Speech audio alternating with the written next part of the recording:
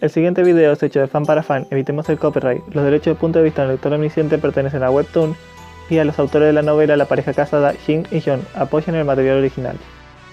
Saludos a todas las constelaciones que han ingresado a este canal. Aquí los saluda el Rey Dokabi y en esta ocasión he tomado prestar la probabilidad del sistema para traer este nuevo escenario. Las condiciones para despejarlo son claras, quedarse hasta el final del video y suscribirse si les gustó. La recompensa será información curiosa sobre uno de los personajes de punto de vista de un lector omnisciente. Dicho eso, les advierto a los que no leyeron la novela que pueden sufrir secuela de probabilidad por los spoilers que contendrá este video. Con esa advertencia dada, doy por finalizado el relleno y comencemos.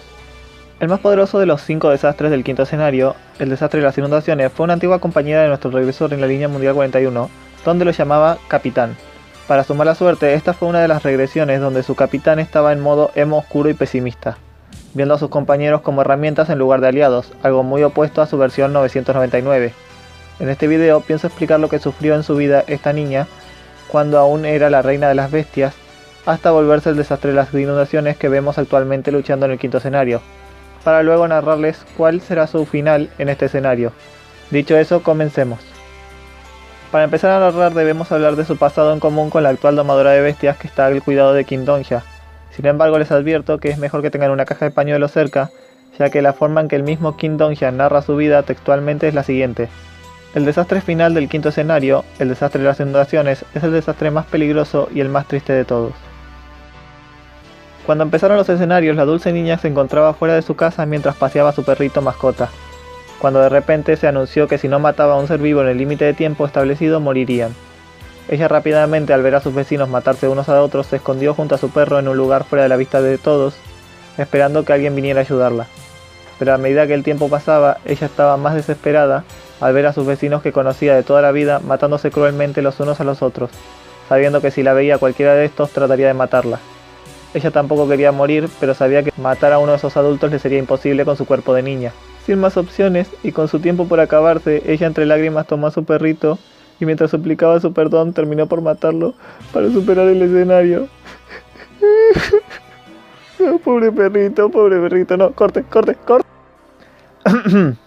Bueno, continuemos. Luego de superar el primer escenario, buscó a sus padres en casa para descubrir que ambos ya estaban muertos. En un solo día perdió no solo a su mascota, que era ya un miembro de su familia, sino a su verdadera familia. Pero no tuvo tiempo siquiera para llorar, porque el segundo escenario comenzó y ninguna constelación la quiso patrocinar. Como bien explicó Dong-hya, la niebla venenosa en el segundo escenario que lo obligó a ir a la estación subterránea solo era un escenario en su parte de Seúl, y en otros lugares tendrían escenarios diferentes. En el caso de la pequeña domadora, ella no tuvo veneno, pero sí tuvo un congelante frío que la llevó a robar el abrigo de un anciano para sobrevivir y por tanto dejar morir a dicho anciano. Luego ella encontró a una mujer que conocía desde que era pequeña y comenzaron a atravesar el escenario juntas. Ella prometió cuidarla y juntas escaparon de los monstruos de la superficie para llegar a la estación de tren, donde una barrera evitaba que los monstruos entren a esa zona, siendo como la zona segura de los juegos. Luego de esto tuvieron un poco de paz hasta que comenzó el escenario de zona segura y se dieron cuenta de que no había suficientes puntos verdes para todas, por lo que la pequeña domadora de bestias terminó arrojando a la mujer que prometió cuidarla fuera de la zona verde para poder salvarse, viéndola morir por los monstruos que estaban frente a ella.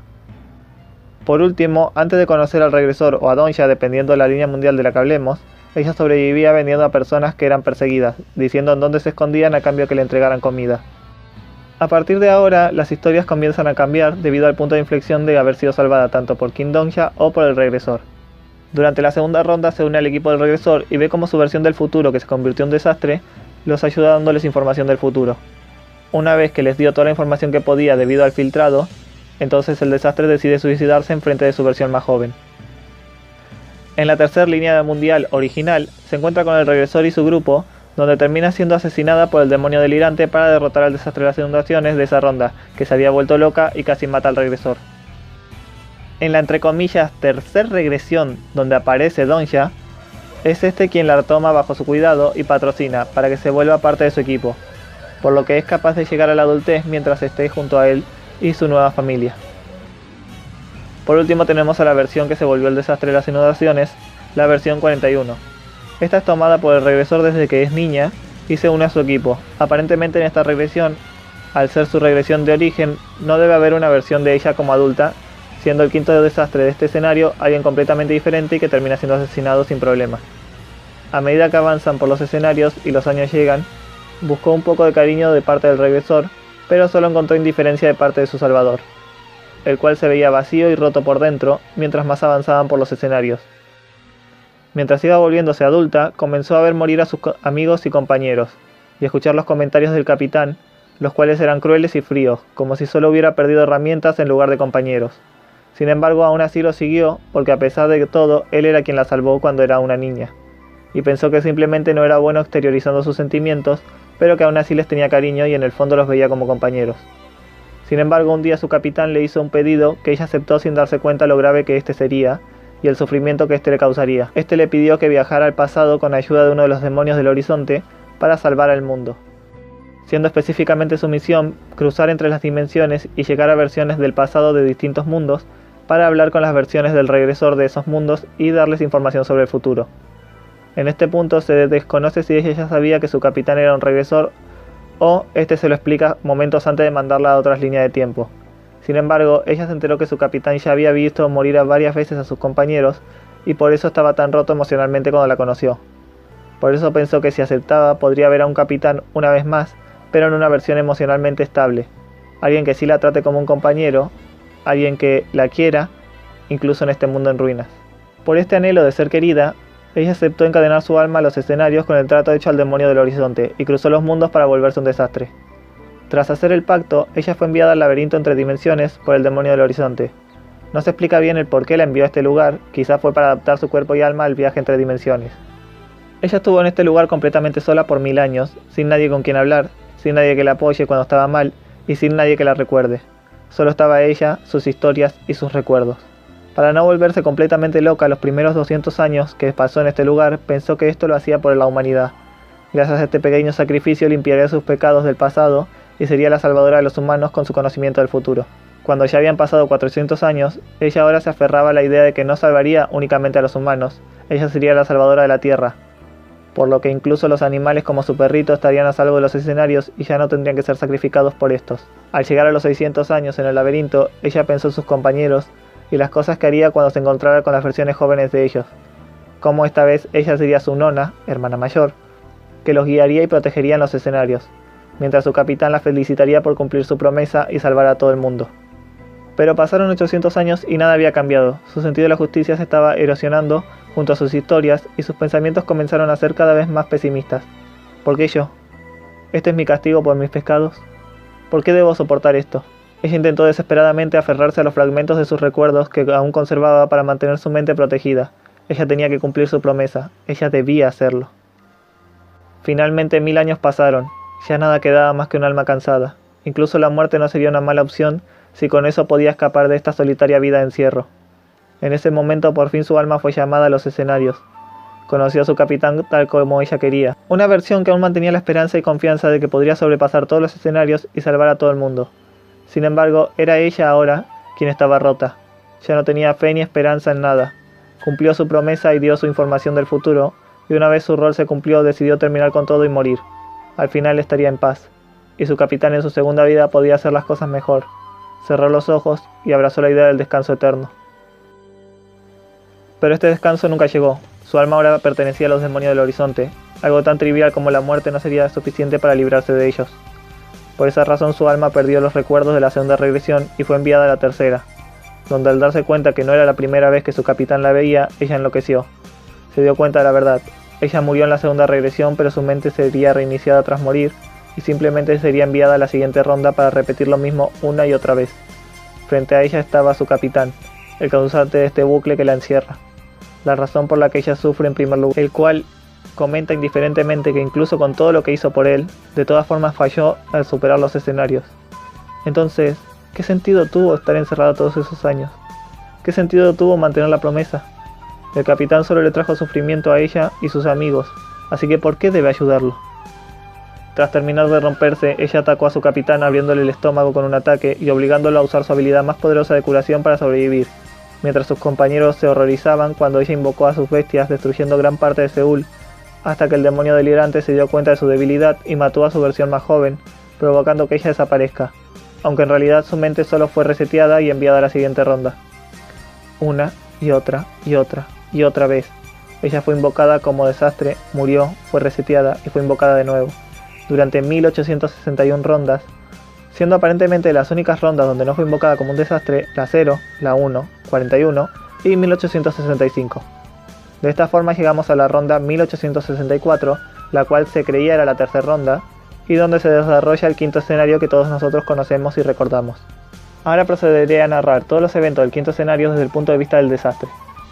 Los eventos del tercer turno original vuelven a repetirse y ella lanza el ataque de energía para atravesar el cuerpo de su capitán, pero en medio se cruza alguien que ella nunca había visto antes, quien recibe el ataque en lugar de su capitán. Esta persona no existía en el futuro que ella conocía, pero aún así su capitán, que nunca se alteraba con la muerte de nadie, enloqueció por la muerte de esta persona desconocida. Ella no entendía lo que ocurría, pero no cambiaba lo que había que hacer. Cumpliendo su rol como el desastre de las inundaciones, invocó todos los monstruos que ella domesticó en otras dimensiones con su atributo especial y comenzó la invocación en Seúl. En ese momento su capitán liberó su energía y se lanzó hacia ella en completa cólera, usando su estilo de espada de romper el cielo, mientras le gritaba que debía matarla. Ella se sorprende al verlo actuar de una forma tan irascible, mientras en un inicio se burla de que no tiene el poder suficiente para matarla. Sin embargo, luego pasa de burlarse a ponerse seria y ver el cuerpo del sujeto desconocido y preguntar: «Esto es extraño, ¿de verdad eres el capitán? ¿Quién es esa persona? Nunca la había visto antes». En ese momento ella recibió la peor respuesta posible. «Él, ese tipo, es mi compañero». ¿Compañero? ¿Su capitán consideró a otra persona su compañero? ¿Y qué hay de ella? ¿Qué hay de sus amigos de la ronda 41? ¿No fueron sus compañeros también? Entonces, ¿por qué no reaccionó así con sus muertes? ¿Realmente solo fuimos tus herramientas todo este tiempo? En ese momento estalló en ira y se abalanzó hacia él para golpearlo. ¿Cómo te atreves a decir eso frente a mí? En ese momento sus ataques hicieron toser sangre a su capitán, mientras lo hacían retroceder por su increíble fuerza, mientras le gritaba: ¿Solo porque se sacrificó por ti es tu compañero? Entonces, ¿qué hay de mí? ¿Y de los demás? ¿Qué son las personas que lucharon junto a ti? No sé de qué hablas. Solo sé que mataste a mi compañero, y por eso tú también debes morir. Esas palabras la llenaron de un sentimiento de traición y de enojo, sintiendo como si se burlara de los 1000 años que esperó por recibir esas palabras, por ser llamada su compañera. Por lo que decide cambiar de planes. En lugar de matar al capitán de un solo golpe como pensó al inicio, decidió que lo haría sufrir. Invocó a sus momias de sexto grado para que inmovilizaran con sus vendajes al capitán al que le había roto los brazos y piernas. Decidió que mataría a todos los que lucharon junto a él en esta ronda. Si ella no podía ser su compañera, nadie lo sería.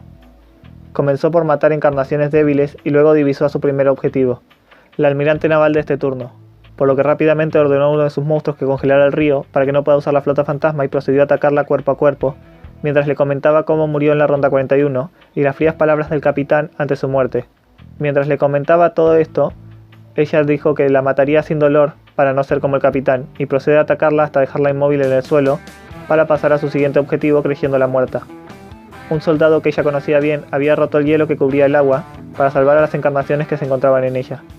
Ella lo miró con tristeza mientras ordenaba a su bestia gorila que lo ataque, mientras le comentaba cómo murió él y las palabras del capitán, pero le sorprendió la respuesta que recibió. Él no pertenece al equipo del capitán en esta ronda, sino al de un tal Kim Dong-ja. Esta desconcertada, mientras su gorila volaba por los aires, se abalanzó y mandó a volar al soldado de un puñetazo en el vientre que buscaba destruir sus órganos internos. Mientras estaba confundida por las palabras dejadas por quien la protegió en el pasado y creía que estaba muerto ahora, de repente sus monstruos comenzaron a ser asesinados por ataques de los reyes sobrevivientes de Seúl. Esto la confundió aún más, ya que ninguno parecía ser el rey del trono absoluto, ni parecían estar bajo las órdenes del trono absoluto. En ese momento se preguntó dónde estaba entonces quien gobernaba el trono absoluto. En ese momento de confusión tuvo que protegerse debido al ataque congelante de un monstruo que ella no controlaba, y en la cabeza de dicho monstruo vio a su versión de 11 años. Inmediatamente lanzó a su propia criatura para que luche contra la de ella, dándose la batalla entre el rey del mar y la reina del mar. En ese momento su versión joven le gritó: «Si eres mi futuro yo, salva a Tsushi». En ese momento apareció una mujer. Shun Saga le pidió a la niña que retroceda y se lanzó contra el desastre usando sus estigmas, lo que la asombró al ver que tenía los poderes de Olimpo.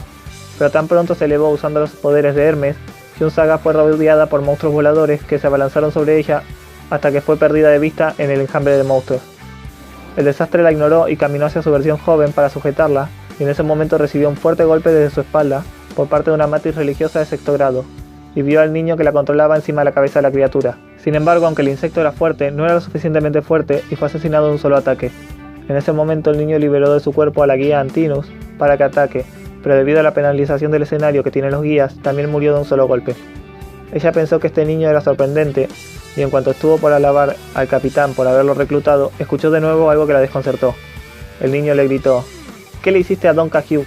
En ese momento el niño la golpeó en el vientre, pero se rompió la mano él en lugar de ella.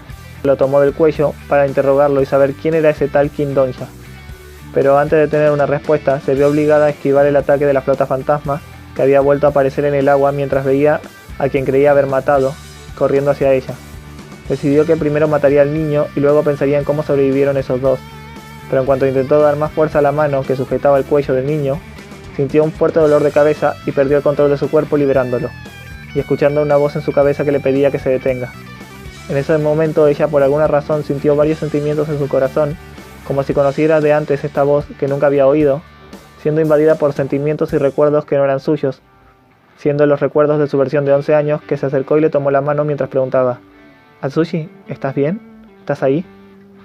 En ese momento todo tuvo sentido. El alma de King Donja entró en su cuerpo y comenzó a controlarla para ajustar su fuerza y así evitar que mate a sus amigos.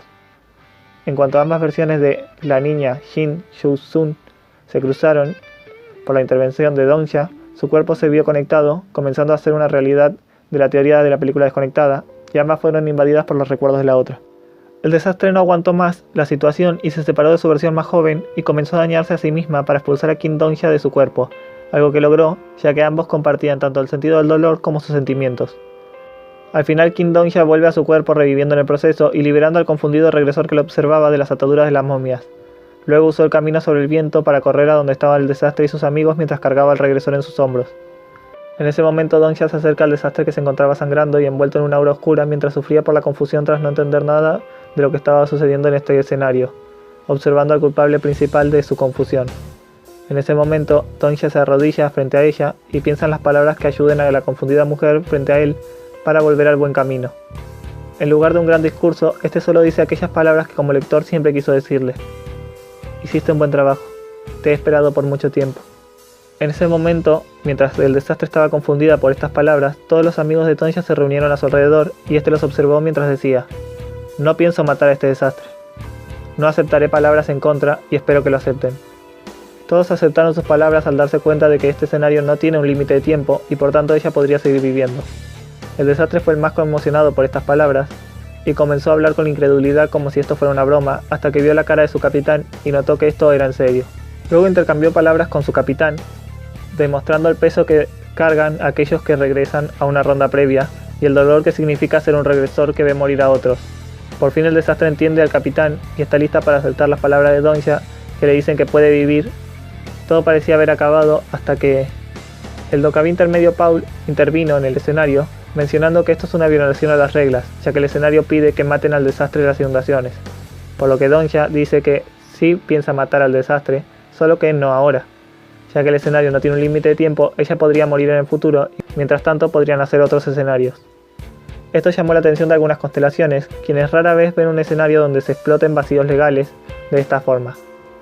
El Dokkaebi intermedio menciona que no permitirá ese final, a lo que Donja le recuerda que este es un escenario principal y no puede modificarlo a placer. Luego le manda un mensaje a Bijun para que se prepare a tomar medidas en caso de ser necesario. El Dokkaebi intermedio, enojado, activa un subescenario para tentar a otras encarnaciones a matar al desastre, tras duplicar la recompensa, pero fue inútil, ya que no había nadie tan suicida en esta situación para enfrentarse a este desastre luego de ver su poder. Donja trató de presionar para que ya finalice esta situación, diciendo que este era un final que las constelaciones seguramente querrían, algo que sintió conforme vio los mensajes indirectos favorables a este final. Sin embargo, el Dokkaebi intermedio se burló de su inocencia. No todas las constelaciones que mandaban mensajes indirectos realmente estaban apoyando a King Donja. Había muchas constelaciones que estaban viendo este escenario, pero que no mandaban ningún tipo de mensaje. Eran las constelaciones que Donja había engañado antes de que el escenario comenzara, por lo que el único deseo de estas constelaciones era ver a Donja en la profunda desesperación, por lo que haciéndole caso al Dokkaebi intermedio, este intervino en el escenario para tomar control del cuerpo y alma del desastre, llenándolo de energía malvada y cambiando su personalidad por la fuerza a la de un ser malvado. Mientras el Dokkaebi intermedio se reía de las desgracias de Donja, este vio cómo el regresor desenvainaba su espada y colocó rápidamente a su encarnación tras él, mientras le decía que no permitiría que toque a esa niña. y el regresor le decía que no había otra manera, a lo que Dongya lo mira y le dice que sí la hay, la cual es derrotar al desastre principal y que necesitará que lo apoye. Acto seguido reclama la recompensa por entrar dentro del cuerpo del desastre y copia su habilidad sensibilidad del Rey Bestia, que le permite crear una armadura de piel que reduce daños físicos y mágicos. Con esta nueva habilidad protege a todo su grupo del ataque que le había hecho un agujero anteriormente, y luego vio el desastre, quien cruzó miradas con él mientras en su último rastro de cordura le dejaba dicho un mensaje telepático: «Está bien, mátame». Esto lo llenó de impotencia, y por primera vez se sintió verdaderamente triste por el hecho de que 3 formas de sobrevivir se volviera real. Luego activó la habilidad marcador y retiró la opción del demonio delirante para agregar a la jueza de la destrucción, y así usar sus poderes por los próximos 30 minutos, activando así la hora del juicio, para sorpresa de las constelaciones del bien absoluto, quienes se sorprendieron de que pudiera usar esta habilidad sin tener la categoría de juez. Pero igualmente tuvieron que darle permiso de activarla, ya que su enemigo era malvado. Dongya y el regresor se encargaron del combate cuerpo a cuerpo contra el desastre. El resto solo los apoyaban con ataques a distancia, y los que no tenían ataques a distancia estaban a cargo de matar a los monstruos. De esta forma la batalla se prolongó por casi 30 minutos. Cuando ya se estaban quedando sin tiempo y el marcador estaba a punto de desaparecer, el desastre se vio extraño. Por un momento logró volver a ser sí misma y le pidió a Dongya que aproveche para matarla ahora. Dongya se lanzó con todas sus fuerzas que le quedaban y logró cortarle el brazo izquierdo, pero ya no le quedaban fuerzas para dar otro golpe tan fuerte como ese, y ella ya no podía controlar su propio cuerpo. En el momento que el marcador deja de funcionar, es cuando la madre de Dongya y su ejército entran en escena para detener a los monstruos, y con ella llega la jueza de la destrucción, quien menciona saber un poco de la situación debido a su patrocinador, quien no paraba de pedirle que se apresure en llegar. En ese momento activa la hora del juicio, y su espada es rodeada por una llama blanca, revelando a su patrocinador, el arcángel Uriel. Y entonces comienza su batalla contra el desastre. Dongya comenta que las llamas que rodean a la jueza son el estigma llama del infierno, que cuando llega al nivel 10 es capaz de consumir todo el mal en un planeta entero.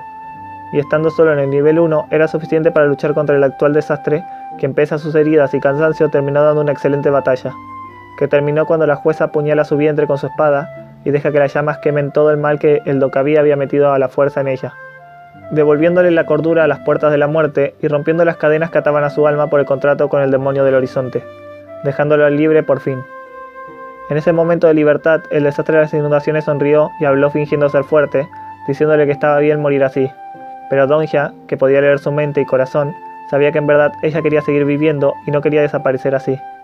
Luego Dongya sufrió en silencio al leer su mente en simultáneo con la mente del regresor, quienes tenían una conversación mientras pensaban cosas diferentes a las que le decían, lo que hizo que Dongya se sintiera miserable por ser el único en saber lo que realmente estaban pensando. Luego abrazó a su encarnación, quien veía volverse cenizas a su versión del futuro, quien a su vez pensaba en la envidia que le tenía a su yo joven por ser capaz de abrazar a King Dongya. Sin embargo, Dongya se acercó y se puso de rodillas frente a ella, tomándola de la mano y activando sensibilidad del Rey Bestia con lo último de poder mágico que le quedaba. De esta forma, conectó su alma con la de ella para transmitirle un mensaje que ni siquiera los Dokkaebi podrían escuchar, y hacerle de esa forma una promesa. El desastre se sorprendió ante esta información que solo ellos podían conocer, y cerró sus ojos mientras lágrimas caían de ellos, pero estas no eran lágrimas de tristeza, sino de esperanza por la promesa que le hizo Dongya. De esta forma es que murió el desastre de las inundaciones, dejando a todos con una profunda tristeza y odio hacia las constelaciones y Dokkaebi que provocaron esto. Felicidades por completar el escenario, ahora se computará su recompensa. Cuando Dongya es asesinado por el desastre de las inundaciones, podemos ver que el ataque no daña su abrigo, dañándole solo su parte del cuerpo. Sin embargo, al cambiar de plano el abrigo tiene un agujero y manchas de sangre. Bueno, ese es el final de este video. El Rey Dokkaebi se despide y les desea que tengan la bendición de las historias. Adiós.